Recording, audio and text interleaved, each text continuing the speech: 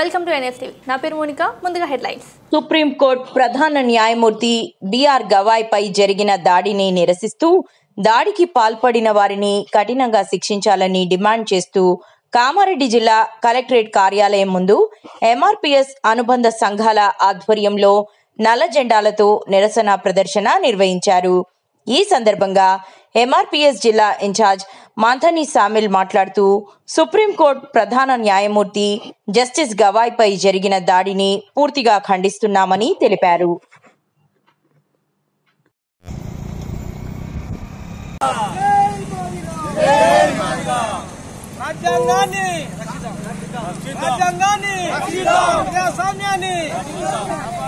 ప్రజాస్వామ్యాన్ని రాజ్యాంగాన్ని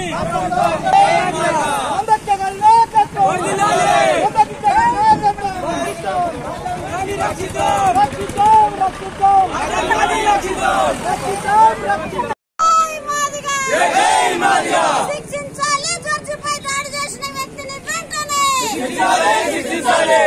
జడ్జిపై దాడి చేసిన వ్యక్తిని వెంటనే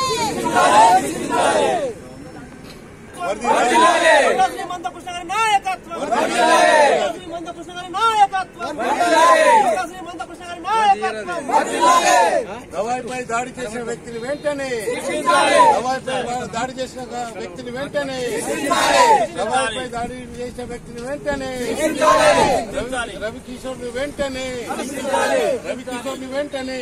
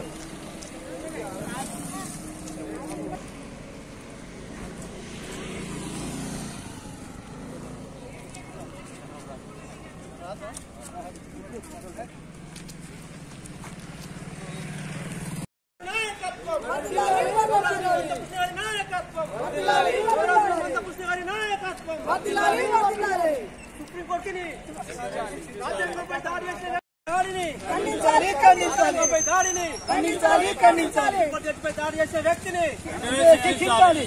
సుప్రీంకోర్టు జడ్జిపై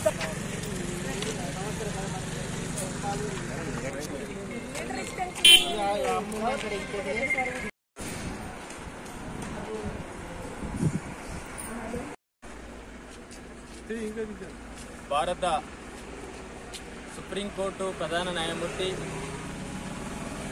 బిఆర్ గవాయ్ గారిపై దాడి చేసినటువంటి వ్యక్తిని వెంటనే కేసు నమోదు చేసి అరెస్టు చేయాలని చెప్పి మాదిగ రిజర్వేషన్ పోరాట సమితి మరియు అనుబంధ విభాగాల పక్షాన మేము డిమాండ్ చేస్తూ ఉన్నాం. అత్యంత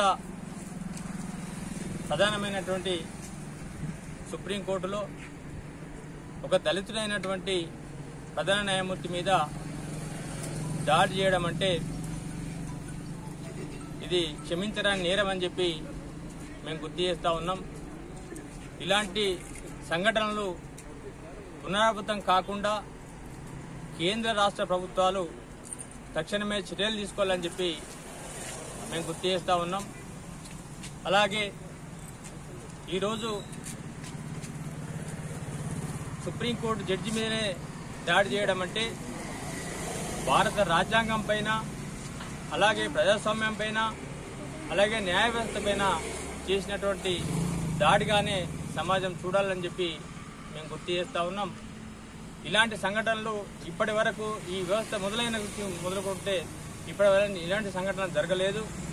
కేవలం సుప్రీంకోర్టు ప్రధాన న్యాయమూర్తిగా ఒక దళితుడైనటువంటి వ్యక్తి రావడం వల్లనే ఈ కుట్రలు జరుగుతున్నాయని చెప్పి మేము భావిస్తూ ఉన్నాం.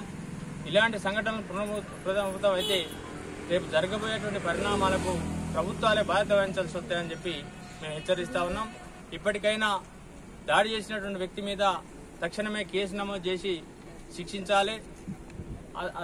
అతని వెనుక ఎవరున్నారు, ఏ శక్తులు ఉన్నాయనేటువంటి విషయాన్ని కూడా వెలికి తీసేటువంటి విధంగా ప్రధానమైనటువంటి సుప్రీంకోర్టులో న్యాయబద్ధమైనటువంటి వ్యవస్థలో దాన్ని విచారణ జరిపించే విధంగా ఒక సీనియర్ న్యాయమూర్తులతోని ఒక విచారణ జరిపించేటువంటి కార్యక్రమం కూడా ప్రభుత్వాలు తీసుకోవాలని చెప్పి మేము గుర్తు చేస్తా ఉన్నాం.